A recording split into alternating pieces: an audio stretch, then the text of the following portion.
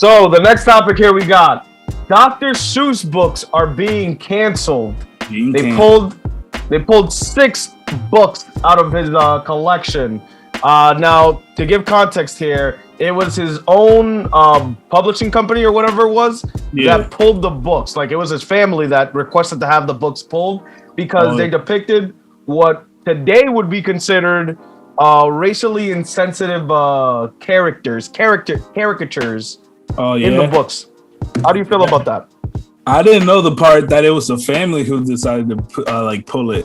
I would have thought it was like a Karen out there who was like, "Hey, these books are racist." No. This was preemptively done by the family themselves. They decided to pull the books. That's smart. Get ahead of it. That's smart. How do you feel? Do you think that this is cancel culture? The thing with Dr. Seuss is, I don't think it's as popular as it was when we were little kids. Think about it. Like, Dr. Seuss has always been popping, bro. Always. I don't think it's been popping. Like, with technology moving and now these kids got tablets, nobody's gonna go and be like, let me get a Dr. Seuss book. I highly doubt that they stopped putting like children's books into ebook format. Yeah, but you might be right about that. But who really, like, with everything going on right now, Dr. Seuss, like, I know it might be popular, but it's definitely not as popular as it was before. But Dr. Seuss is bussin', bro. Bussin'. The Cat in the Hat? That's a classic, and it's always going to be a classic. Bro. But wasn't the books that got pulled, like, not as well known as the other ones? Yeah, they were like what they called, like, let's say C tier in his collection. Yeah. So you technically had to get like the full collection to even get that, because like I know they probably sell sets. There's like 3 books of like Green Eggs in Hand, Cat in a Hat, and then the Little Fish one. Like, you know what I'm saying? Like those. Yeah. Because those are like the best books. So like in order to get those old ones, you had to had like the real collection. Like the super.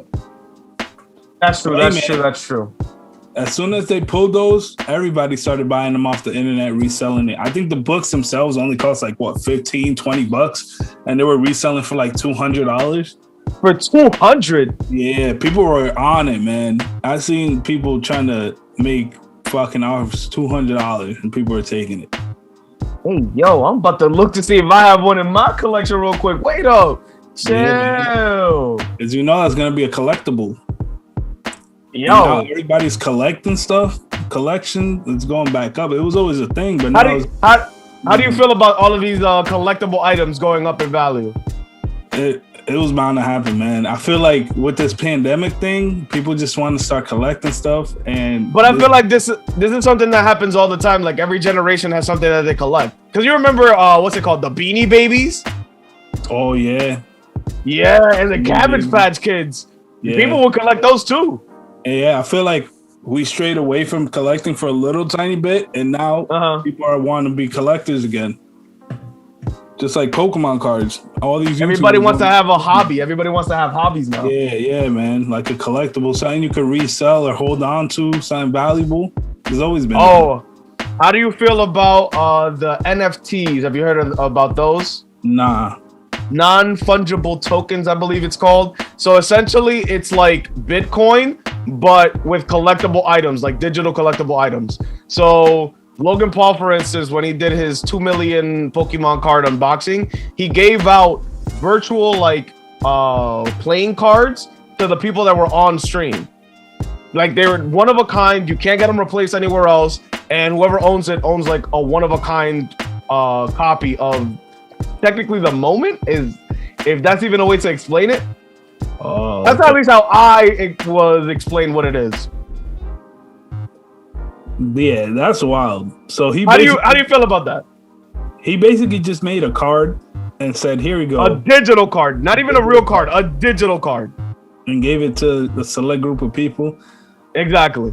So what, you think how much one of those are going for? How many people were on that stream anyway? So how many cards did he give out? Oh, that stream was packed. He literally opened up 2 Charizards in like less than 20 minutes. That's like $600,000 worth of cards right there alone with 2 of those cards. So there's probably like a good 100,000 in circulation. of his NFTs. I'm not sure exactly what the amount is. He had a website, but I didn't check. I know it was a limited edition, so it was like less than 100 people. Oh, less than 100 people got it. Yeah. Oh, okay. So yeah, those are probably good value for like those diehard Logan fans. Probably. And I forgot what band it is, but they actually released a digital copy of their newest album, but it's a limited production run using NFTs as well. So only a limited production of people can buy it between a certain amount of time. How do you feel about that? What if all artists started to do that in order to make like exclusive music and content? I mean, man, I don't think it's gonna work. People are gonna find a way to just get that music without. But think about it. What's it called? Didn't Wu-Tang do the same thing where they had like a record that was like one of a kind or some shit like that, and they sold that to like Martin Shkreli or the collector? Yeah. So we've already done it with physical copies. Why can't we do that with digital? I feel like that's just an evolution of something that we used to do in the past. But think about it. Don't artists get paid more through streams of music than they would by selling this one piece one time? They make pennies on like per stream. Like not even per stream. It's like per 1,000 streams they get pennies. So it depends on how many streams they're actually getting per song. It depends on the song and how the people react to it. So that depends.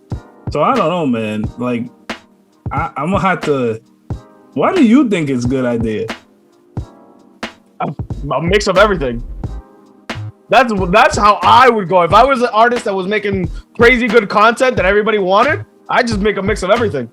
Give some of the diehard fans would pay for something that it would be exclusive to them, while the regular everyday fan could still consume my music and my content somewhere else.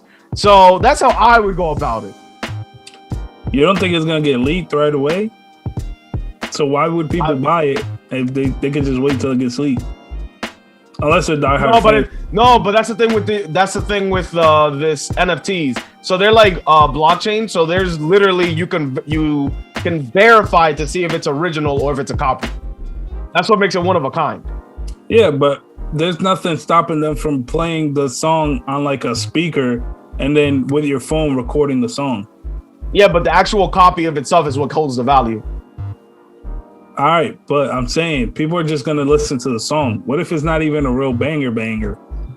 Like nobody's gonna really want it. It's like it's like think about it almost like owning the rights to the song is pretty much what it would be technically. Gotcha.